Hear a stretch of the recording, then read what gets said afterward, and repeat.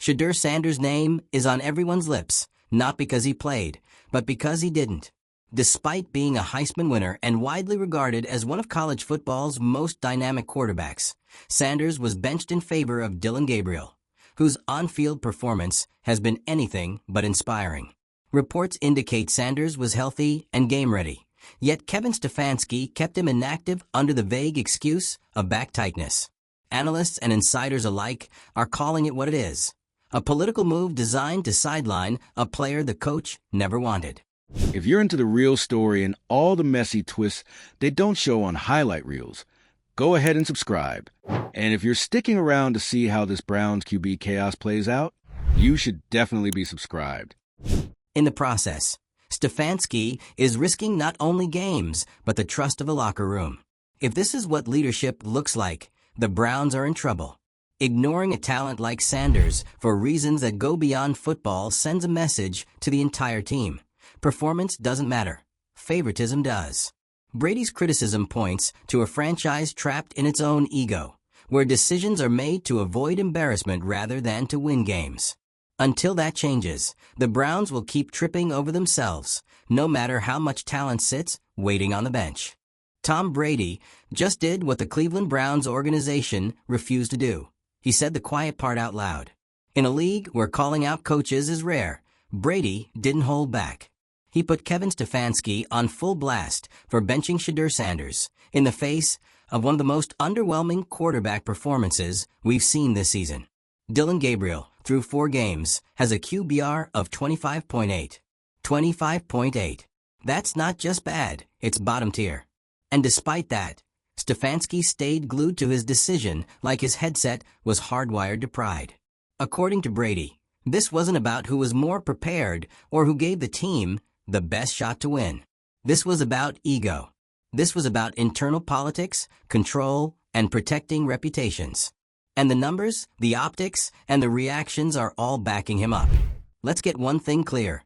Shedeur Sanders isn't just some rookie. He's a Heisman winner. A player drafted with intent, 5th round, sure, but not some throwaway pick. The Browns didn't stash him for depth. GM Andrew Berry and ownership saw something in him. They saw the potential to mold a future starter. They drafted him with development in mind. But what they didn't factor in, that the head coach would do everything in his power to keep that development from ever starting. Stefanski's been hiding behind one of the weakest excuses in football: back tightness. That's the label he slapped on Sanders as justification for keeping him off the field. Even though every bit of reporting and common sense says Sanders was fine, healthy, focused, and ready, the so-called injury wasn't fooling anyone. Not fans, not analysts, and definitely not Tom Brady. Brady zeroed in on what's really happening here. He said this isn't about readiness. It's about fear. Fear of being proven wrong. Fear of watching the guy you sideline succeed. Because if Sanders went in and outplayed Gabriel, Stefanski's whole system would be exposed. His trust in Gabriel would be questioned. His judgment? Undermined. So instead of risking that, Stefanski did what fragile leaders do. He pretended the problem didn't exist. Meanwhile, Gabriel has floundered. His QBR is one of the worst in the league. He's looked inconsistent, slow to read defenses, and uncomfortable under pressure. The offense has been sputtering, and morale across the board has started to dip. Because let's be honest, players aren't blind. They know what's going on. They see the favoritism. They see the refusal to pivot. And they see a talented young quarterback getting frozen out of the system for reasons that have nothing to do with football. That's the core of Brady's critique. This isn't a football decision. It's politics. Stefanski is choosing to lose rather than give someone else the chance to be right. And if that doesn't scream dysfunction, what does? Sources close to the team have confirmed the split between the front office and coaching staff. Berry and ownership want Sanders developed. They drafted him for a reason. But Stefanski? He's running his own playbook, both literally and figuratively. He's clinging to Gabriel despite every metric. And now Brady, screaming for change. Let's not forget, Sanders was never supposed to start the season.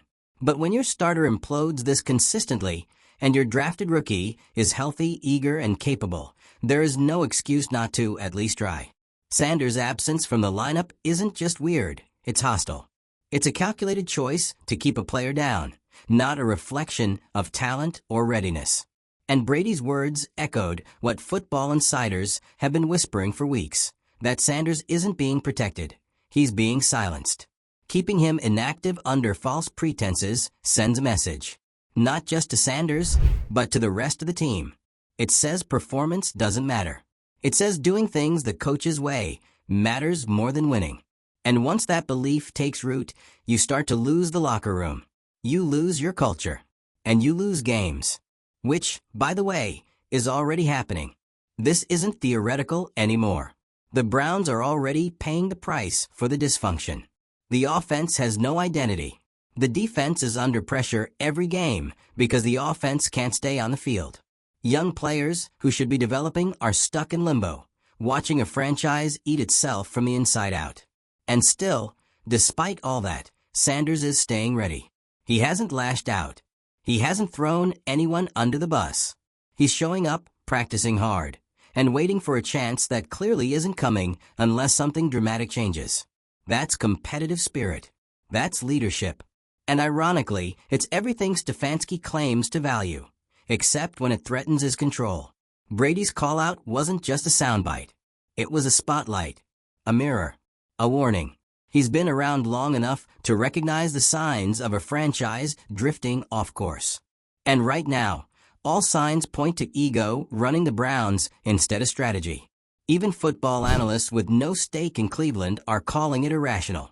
Every metric shows Gabriel isn't getting it done. Every instinct says Sanders deserves a shot. And yet the Browns are standing still. Actually, worse than still. They're regressing. And Stefanski is still clinging to an excuse that nobody believes. The reality is simple. The longer Sanders is benched, the worse this looks. The more games they lose, the more the pressure builds. And if they wait too long, when Sanders does get in, the expectations will be astronomical. Not because he asked for it, but because the team made it a spectacle. Brady knows what that pressure does to a young QB. And his point is this: leadership should be making life easier for a developing player, not harder. Sanders is being set up to fail before he even takes a snap. Not because he isn't ready, but because the people in charge are too afraid to admit they got it wrong. And what happens if Sanders does succeed when he gets his chance? What then? It's not just Stefanski's credibility that crumbles. It's the entire logic behind these last 4 weeks of struggle. The fans will demand answers. The locker room will have confirmation that the coach ignored the obvious. And the front office? They'll have a mess to clean up that could have been avoided with a little humility. That's what this comes down to, humility. The willingness to say, we tried this, it didn't work, let's try something else. That's what good leadership looks like. That's what winning cultures are built on. But so far, we're seeing the opposite. We're watching a franchise let ego drive the car, and it's swerving all over the road. If the Browns want to save their season, it starts with facing reality. Gabriel's not cutting it. Sanders is ready. The excuses don't hold up. And the longer this situation festers, the more toxic it becomes, not just for one player, but for the entire team. At some point, the Browns have to choose between pride and progress, because they can't have both. What do you think? Should Stefanski have already played Sanders? Is this about control more than competition? And how do you see this affecting the Browns down the stretch? Let's talk about it in the comments. Hit the like button if you're done watching talent get wasted. Share this with someone who still believes the back tightness excuse. And make sure you're subscribed, because as this story keeps unfolding, you'll want to be here for every uncomfortable truth. This isn't just a quarterback controversy. It's a case study in how dysfunction starts at the top and spreads like wildfire through a team. Tom Brady didn't call out Kevin Stefanski because he's got a personal vendetta. He's not the kind of guy to stir the pot just for fun. He did it because what's happening in Cleveland is so obvious, so avoidable, and so self-inflicted that someone had to say it. And coming from Brady, that hit like a cannonball. When a Hall of Famer says your coaching decisions are driven by ego and not the will to win, you don't brush that off. That's not just criticism, it's an indictment. Brady basically said Stefanski is failing his players, failing the front office, and failing the fans. And the sad part?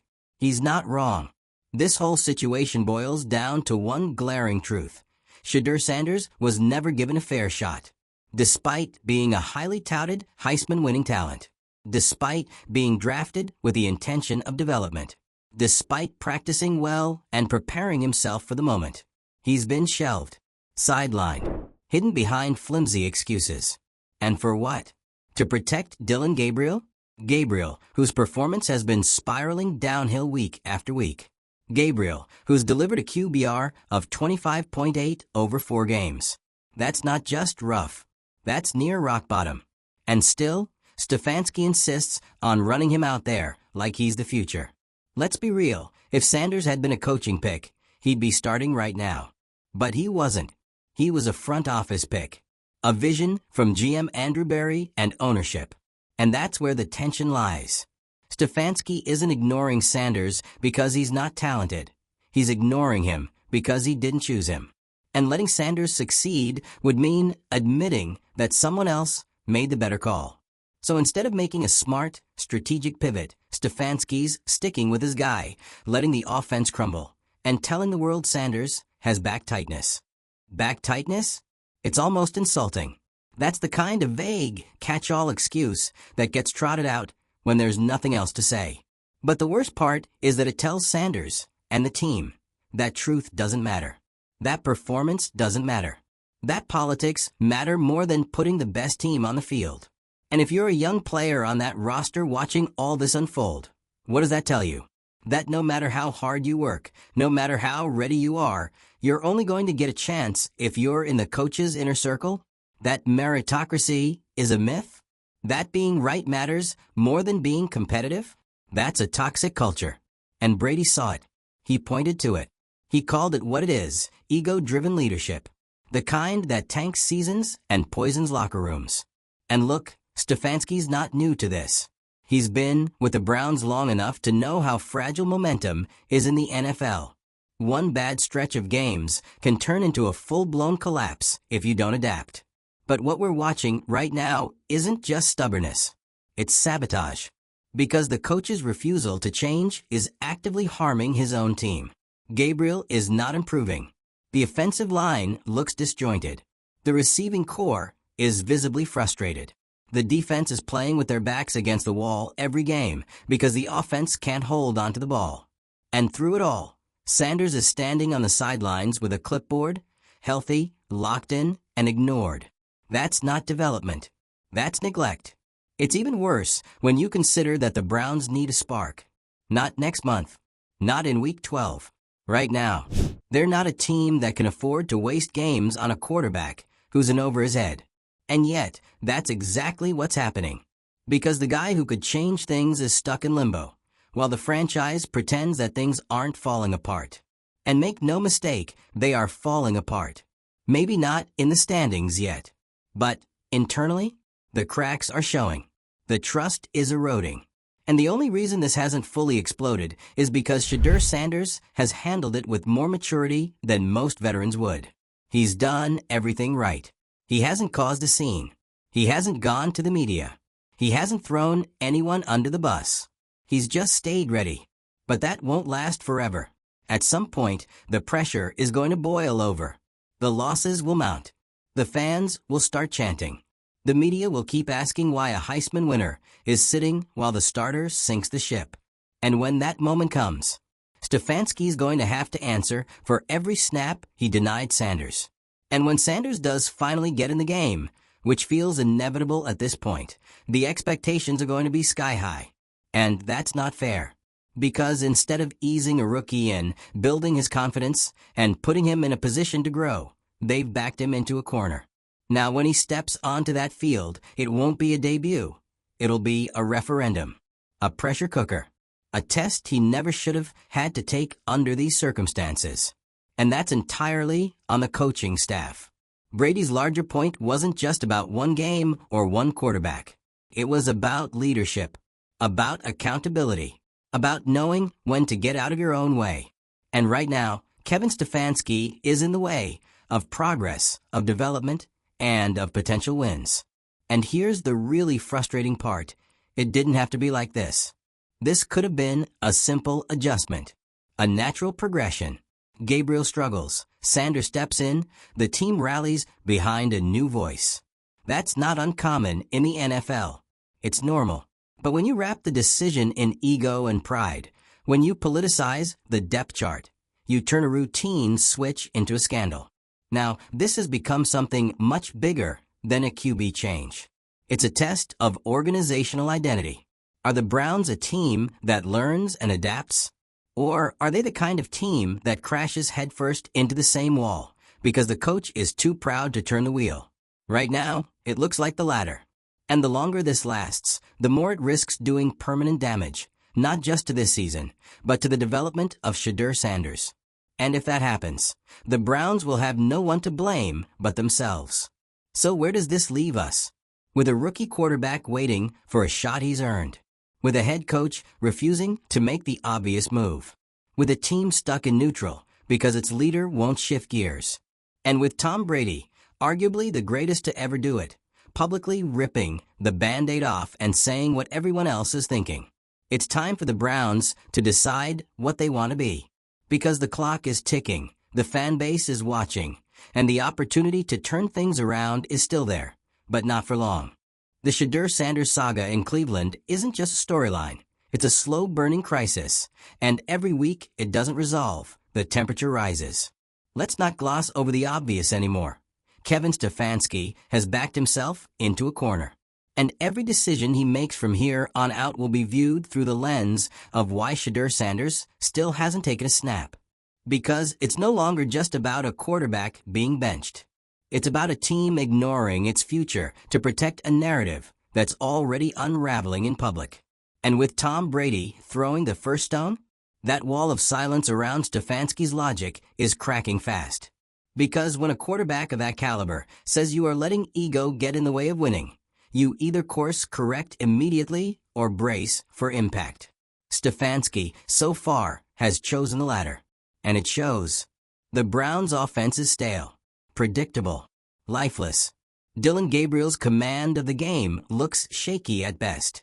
And the numbers don't lie. That 25.8 QBR through 4 games? That's not just growing pains. That's a red flag the size of Lake Erie. That kind of performance begs for a change. Not because it's trendy. Not because the fans are screaming for it. But because it's the logical next step if you're serious about salvaging the season. But the Browns haven't made that change. Because instead of leaning into solutions, they're clinging to excuses. And the worst one? That back tightness line used to explain away Sanders' mysterious absences. A vague, safe-sounding ailment that just so happens to coincide with every moment the Browns could have used a quarterback switch. You can't make this stuff up. If that excuse didn't raise eyebrows before, it absolutely did after Brady aired his grievances. Because his comments made one thing crystal clear. Everyone sees what's happening. Everyone sees Sanders getting stonewalled, not for football reasons, but because of pride in politics. And once that perception takes hold, it's game over for credibility. Let's talk about what this does to a player like Shedeur Sanders. He was drafted to develop, not sit, not disappear, develop. And development means playing, learning, making mistakes, improving in real time. You don't learn how to swim by standing on the shore watching someone else drown. But that's exactly what Sanders is doing. Week after week, he watches a starter struggle, a playbook fail, and a team sink, while he's left on the bench, healthy, motivated, and absolutely invisible. That's not just a misuse of talent. It's a betrayal of what drafting him meant in the first place. The Browns had a plan. Draft a young quarterback with big game experience, polish him up behind the scenes, and ease him into the spotlight when the opportunity came. Well, newsflash. The opportunity is here. The starter is underperforming. The offense is stagnant. The locker room is reportedly frustrated. The fans are restless. The GM and ownership have a different vision. And now the most successful quarterback in modern history is calling you out for letting your ego get in the way. And Stefanski is still clenching the wheel like it's a power struggle he can't afford to lose. But he's already losing. Not just games. Not just momentum. He's losing the narrative.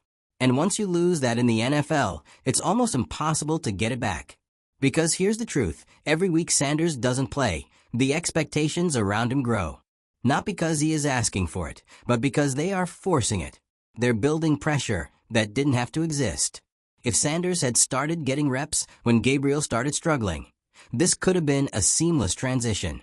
Now, it's going to be a media circus the second his helmet comes on. And that's not fair to Sanders. He didn't politic his way into the building. He didn't stir the pot. He didn't undercut anyone. He showed up. He worked. He waited. And now he's watching the franchise sabotage itself out of fear that he might prove them wrong. And let's just acknowledge this blunt reality. If Shedeur Sanders were to come in and perform well, even decently, it would expose this whole saga for what it is, an exercise in pride management. Because if he plays well, it means he could have helped earlier. It means the Browns might have won a game or two they lost. It means that fans were right to question what the coaching staff has been doing all along. And no one in the building, especially Stefanski, seems willing to face that truth. That's the poison of ego. It turns potential into a threat. Sanders has become a political problem, not a football asset. And that should terrify every Browns fan who thought this team was finally heading in the right direction. Because you can draft the right players, hire smart analysts, build up the front office.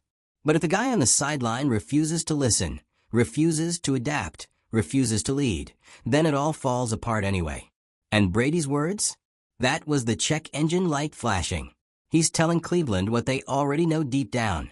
This team isn't losing because it lacks talent. It's losing because leadership is playing defense against itself. The most painful part? It doesn't have to be this way. The fix is right there.